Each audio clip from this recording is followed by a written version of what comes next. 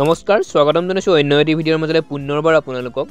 আজিৰ ভিডিঅ'টোত কি হয়তো আলোচনা কৰিম থাম্বনেইল চাই আপোনালোকে ইতিমধ্যে গম পাইছে অসম পুলিচত মুখ্যমন্ত্ৰী মহোদয়ে যিমানখিনি ৰিক্ৰুটমেন্ট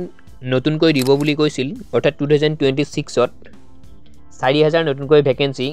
বা লাষ্ট তেওঁ 5000 নতুনকৈ ভ্যাকেন্সি ওলাব বুলি কৈছিল অসম পুলিচত তেওঁ যিমানখিনি কৈছিল হয়তো সিমানখিনি নোটিফিকেশন এতিয়ালৈকে প্ৰকাশ কৰা নাই এতিয়ালৈকে কেৱল 1700 প্লাস ভ্যাকেন্সিৰ কথাতে উল্লেখ কৰিছে হেয়া এবি আৰু ইউবিৰ ক্ষেত্ৰত আৰু আজিৰ ভিডিঅ'টোত সেইখিনি পোষ্টৰ বিষয়ে কিছুমান কথা আলোচনা কৰিম নেক্সট আকৌ ফৰেষ্ট গাৰ্ডৰ পোষ্ট মুকলি হ'ব আসাম কমান্ডৰ সাব ইন্সপেক্টৰ অসম পুলিচ তেনেকুৱা ধৰণে ভালেখিনি পদ মুকলি হ'ব চিন্তা কৰিব নালাগে প্ৰিপাৰেচনটো আপোনালোকে এৰি নিদিব সদায় প্ৰিপাৰেচন কৰিব এতিয়াৰ পৰা এক টাইম কৰি হলেও আপোনালোকে ৰানিং প্ৰেক্টিস কৰিব নেক্সট মোৰ আগতে মই যিমানবোৰ অসম পুলিচৰ ওপৰত ভিডিঅ' আপলোড কৰিছিলো তাত এটা পাই সদায়ে আহি থকা বুলি ক'লেও ভুল নাই যেতিয়াই আপলোড কৰো ভিডিঅ' তাত এটা হলেও তেনেকুৱা কমেন্ট থাকে সেই কমেন্টটো হল কি আমি জুখত নিমিলিলো হাইট আমাৰ বিশেষকৈ হাইট সোৱালিখিনিয়ে বিশেষকৈ কমেন্ট কৰে আমাৰ হাইট কমিল 1 ইঞ্চি হাইট কমাৰ বাবে আমাক ডিসকোৱালিফাইড কৰি দিলে ফিজিক্যাল টেষ্টৰ পৰা তো সেই কাৰণে এতিয়াৰ পৰাই তেনেকুৱা হাইট বঢ়া এক্সাৰসাইজ কৰক মই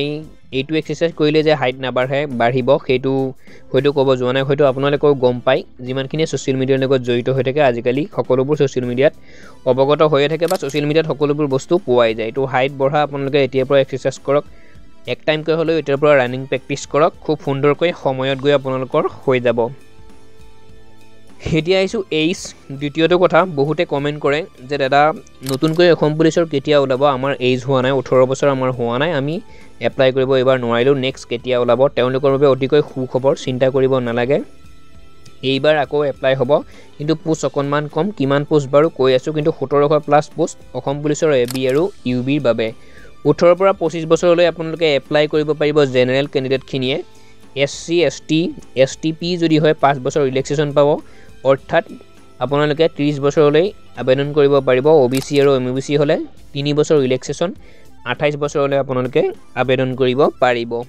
লগতে হোম গাৰ্ড আৰু সিভিল ডিফেন্স যদি সাৰ্টিফিকেট আপোনালোকৰ হাতত আছে যদি প্ৰুফ কৰিব পাৰে যদি এপ্লাই কৰোতে আপোনালোকে প্ৰুফ কৰিব পাৰে বা ডকুমেন্ট ভেৰিফিকেশনত আপোনালোকে প্ৰুফ কৰিব পাৰে 3 বছৰ আৰু এক্সট্ৰা পাব 30 বছৰ লগত 3 বছৰ যোগ দিলে হ'বগৈ 33 বছৰ অৰ্থাৎ 33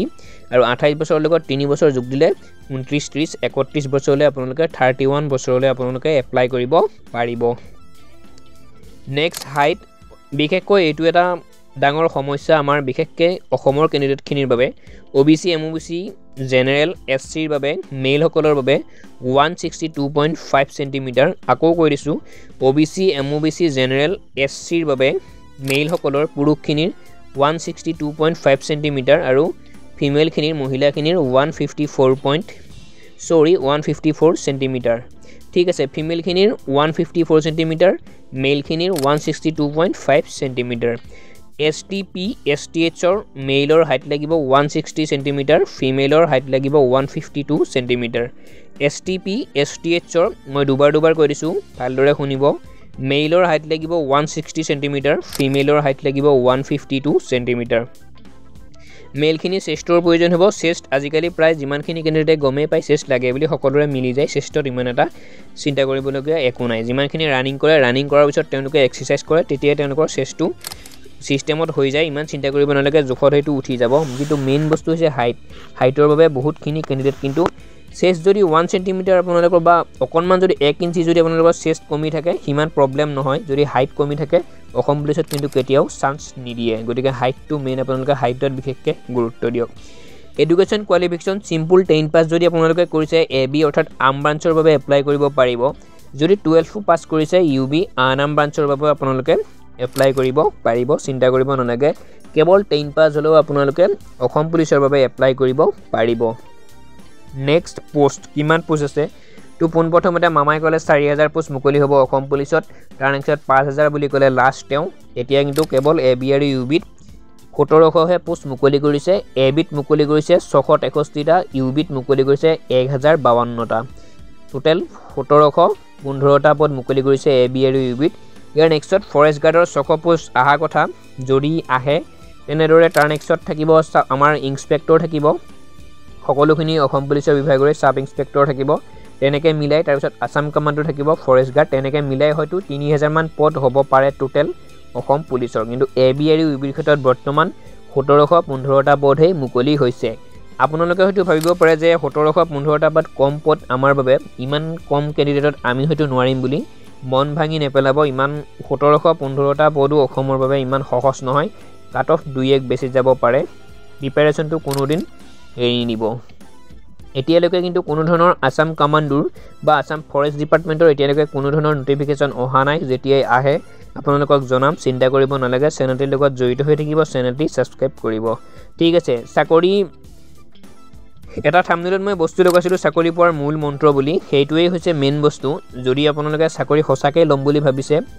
অসমৰ ভিতৰত টোটেল 200টা পোষ্ট থাকিব পাৰে ইমানখিনি ক্যান্ডিডেটৰ ভিতৰত তাৰে পোষ্ট এটা যদি আপোনালোকে লম বুলি ভাবিছে কোনো চিন্তা নাই যদি মনৰ পৰা ভাবিছে এটা পোষ্ট এবাৰ লবই লাগিব এটা পোষ্ট মোৰ বাবে এটা পোষ্ট আপোনাৰ বাবে আছে বুলি সুন্দৰকৈ এতিয়াকৈ প্ৰেক্টিস কৰি থাকক মূল বস্তুটো হৈছে কষ্ট আমি কষ্ট কৰিব নোৱাৰো ইমান ঠাণ্ডাত হয়তো এতিয়া আমি ৰানিং কৰিব যোৱা নাই কাৰণ কুঁৱলী আছে ৰাস্তাত দৌৰিব নোৱাৰি ৰাতিপুৱা কিন্তু ইমান ঠাণ্ডাৰ মাজতো জুনে নেকি এতিয়াও কষ্ট কৰি আছে মোবাইলৰ লাইট জ্বলাই কিনে হলেও পুৱা সময় ৰাতি 3:30টা বজাত 4টা বজাত উঠি জুনে নেকি ৰানিং প্ৰেক্টিস কৰিছে ফিজিক্যালি ষ্ট্ৰং হৈ আছে তেওঁলোকে এটা সময়ত ৰিটন টেষ্টটো বাদ দিয়ক ফিজিক্যাল টেষ্টত ৰিটন টেষ্ট দিবৰ বাবে ফিজিক্যাল টেষ্ট আপোনালোকে পাস কৰিব লাগিব পতে তাৰ বাবে তেওঁলোকে প্ৰিপাৰেচন কৰি আছে ইমান ঠাণ্ডাৰ দিনত গতিকে আপুনি যদি শুই আছে এনেকুৱা দিনত যদি এনেকুৱা সময়ত যদি ঠাণ্ডা বুলি যদি আপুনি শুই আছে ৰাতিপুৱা যদি 7-8টা বজালৈকে তেতিয়া কিন্তু যেতিয়া পুলিচৰ ইন্টাৰভিউ হ'ব তেতিয়া আপুনি নোৱাৰিব গতিকে চাকৰি পাবলৈ হলে আপোনালোকে এতিয়াৰ পৰা কষ্ট কৰিব লাগিব ফিজিক্যালি এতিয়াৰ পৰা ফিট থাকিব লাগিব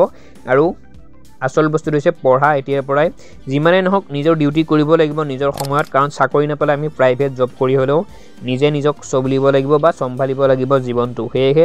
প্ৰাইভেট জবও কৰি থাকিব লাগিব আপোনালোকে বৰ্তমান নিজৰ জীৱিকাটো এৰি দিব নোৱাৰে যিয়ে হক বেপাৰ বাণিজ্য যিয়েই নহক কিয় যি কামেই নকৰক কিয় তাৰ মাজতে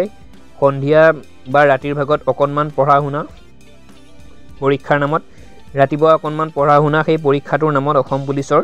নেক্সট পুৱা একদম খুব পুৱাতে আপোনালোকৰ ৰানিংটো দুবাৰকে হয়তো এতিয়াই প্ৰেক্টিস কৰিব নোৱাৰে ক্যান্ডিডেটে কাৰণ তেওঁলোকে নিৰ্দিষ্ট কিবা কামত থাকে